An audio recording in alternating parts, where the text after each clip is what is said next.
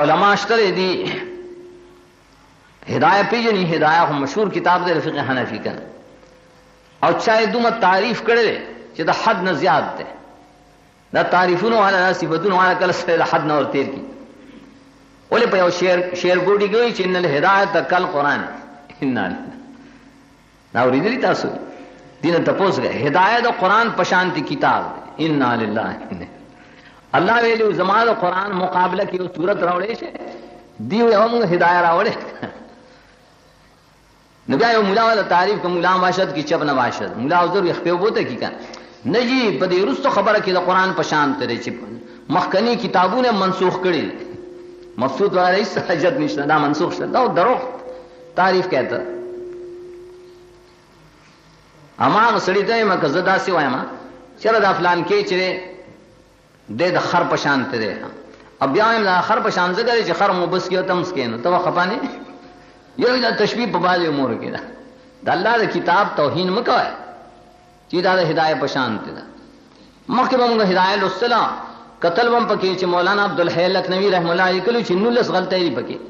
مقدمہ کی لکلی آئے گا اس مولے یو کتاب را گئے دا کتابون دور دے زڑے زڑے خزانی روزی نمال خزانی مروزی نہ علم مروزی کا ابن عابد العز رحم اللہ حنفی دا صاحب ہدایت رستو ابن حمام نمخ کے تیر شوئے دے دا کتاب گواس مدینہ کے پینز جز کتاب دے دا ہدایت پبارکی دی پخبل حنفی دے فاغوی صاحب ہدایت غلطہ کری دی نو پینز جز کی دا غلطہ را جمع کری ما غین یو جز بل اکت 131 غلطہ لکلے بل جز میں نمگڑے بیگاو کو نسل خپائے کی پورا شوئے دا دیر پارا شید امام ابو حنیفہ رحمت اللہ علیہ مذہب خود خلق کو گڑوڑ کرے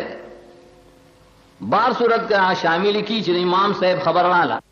لیکن بل طرف تا حدیث تے اس مبا حدیث تخلو کدا والو نا لکی چلی مدی وقت کی حدیث تخلو ولی امام صاحب خبر منگا منو آرمون تویلی چیزا صح الحدیث فہو مذہبی حدیث تاوت سے صحیح ثابت شی بدار زمان مذہب اگرنا ہے نو د امام صاحب د مذہب نه پدې نوځي مذہب سي د چا خبره منل نماز کو دا اختلافات رکول بکاری ادا پسیش باندې رکی پتاویدار ہے د سنت اللہ فرمایلو دلی پزون کې زرو باچوم کا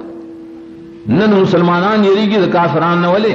ځکه مسلمان هغه خپل طریقه پر خوذلې قرآن کریم شاته غرضولې سنت د نبی صلی الله علیه وسلم شاته غرضولې سوک بے اللہ روان نے سوک ببل اور کورونے کے اختلافات دے مقام تو رسی اللہ نغوار آخر کے چلی وعدہ کی چکم سنت طریقے موقع اللہ تعالیٰ دے کہ خیر و برکات